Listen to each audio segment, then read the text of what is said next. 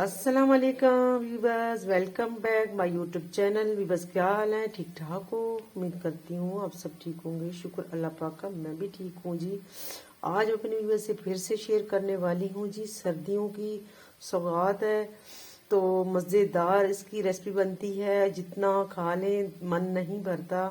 मैं तो इसको जो है ना पूरी सर्दियाँ बहुत ज़्यादा और शौक से पकाती हूँ और बहुत ज़्यादा घर वाले पसंद करते हैं।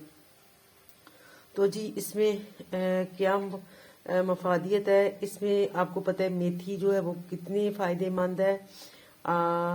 और गाजरें जो है वो भी बहुत मफादियत रखते हैं अपनी जगह पे।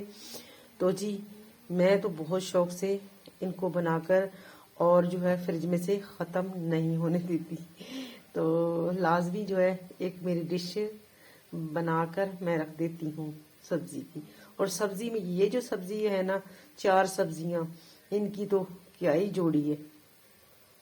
तो बिस्मिल्लाह करती हूँ जी, बनाती हूँ आलू, गाजर, मटर एंड मेथी।